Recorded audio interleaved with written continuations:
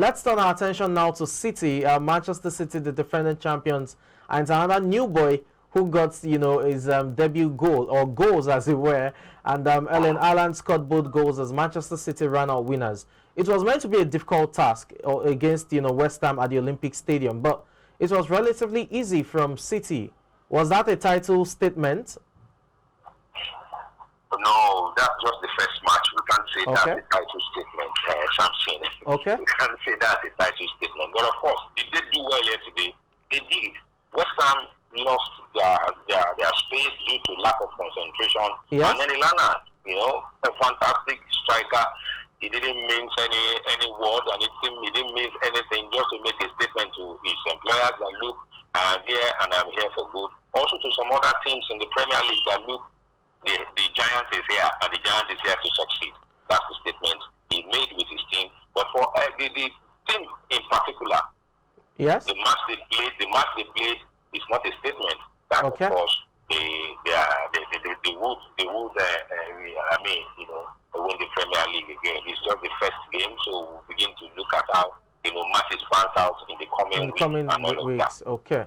Let's see how that pans out. Well, City have kicked off their title defense in style.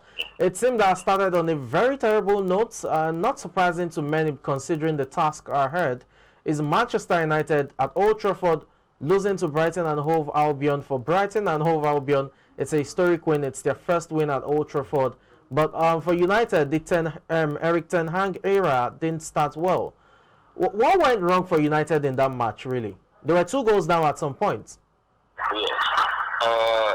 Manchester United, I want to tell you something, it's still a work in progress with Manchester United, tutored by Erik ten Hag. Erik ten Hag is barely 2 months with Manchester United. But yesterday, what we saw of Manchester United, you really, understand that, yes, this is a team that still needs to, put together properly by Erik ten Hag. Yesterday, what I saw of Man United was more of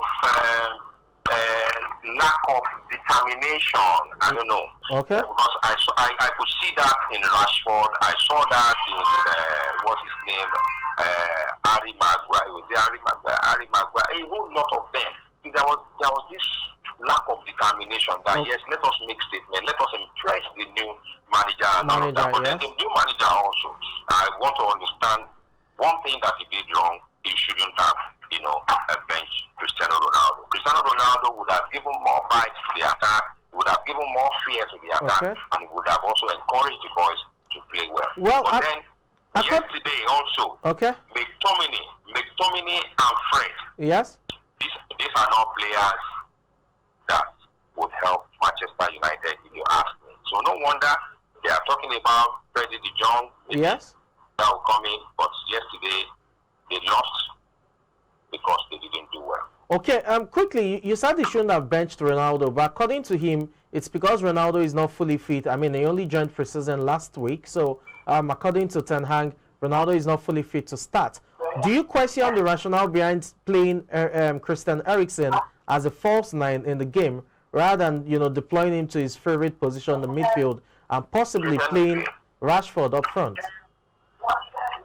Eriksen wouldn't have done better if he was played as a midfielder. Okay. He wouldn't have done better. But Rashford was even the worst of all of them yesterday as the striker. I didn't see any good attempt or shot at goals. Okay.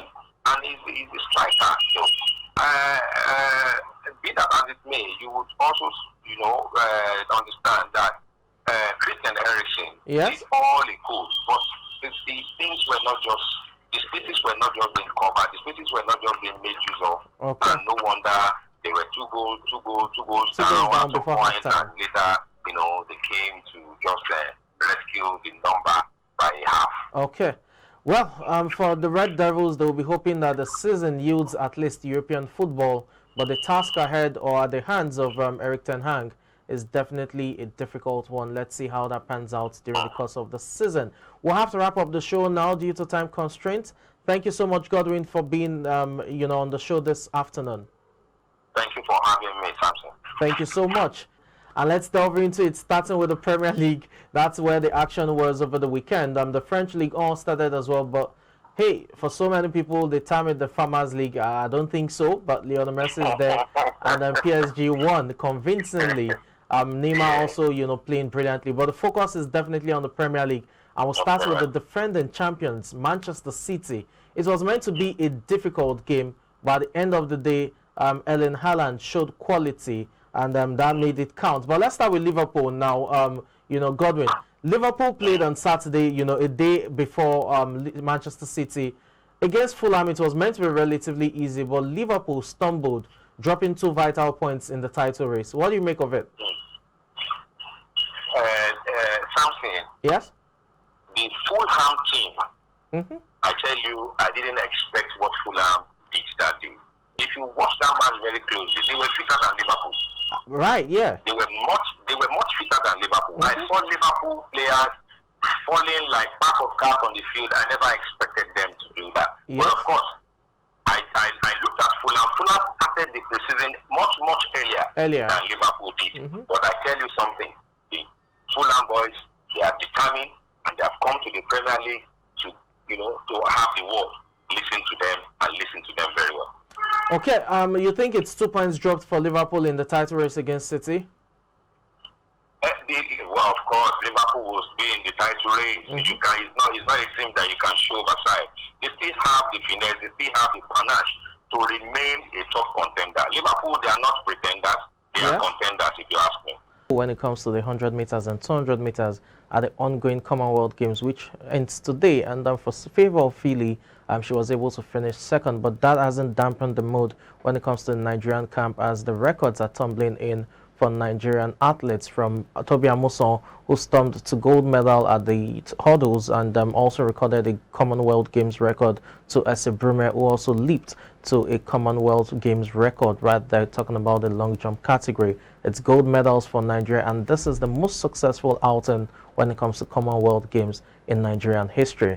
This is the Arena, and so on that note, I say good afternoon and welcome to another edition of the show, the first for the week.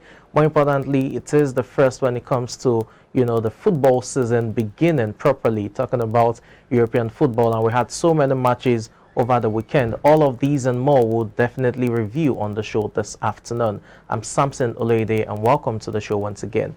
Now let's begin with some sports business news in terms of keeping you abreast of the commercial side of sports. We'll start with football, where English football giants Manchester United will be looking for a new shirt sponsor in 2026, with current principal partner Team Viewer confirming it will not be renewing its £47.5 million a year deal. The two signed a 5-year contract in March 2021, but after just one season of the agreement, Team Viewer has decided it is not delivering on full return on investment. Team Viewer has seen its share price fall by more than 71% since agreeing the deal with Manchester United last year. The company's latest quarterly report projected full-year billing at the bottom end of the Team Viewer's previous €630 million projections. Now, for Manchester United, their sales team have plenty of time to find a replacement partner and have signed a number of other deals in the technology space of late, with telecommunications hardware specialist Qualcomm becoming the latest addition to Manchester United's sports sponsorship portfolio. Still talking sports business news, top flight English football side Everton have named e-commerce and fulfillment platform Boxed as their new sleeve sponsor for the Premier League season.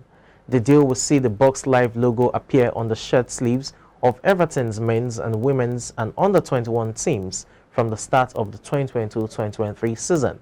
As part of Everton's portfolio of partners, the platform's logo will also feature across the club's digital platforms, as well as at Goodson Park, which is the club's home ground, and the Finch Farm Training Complex.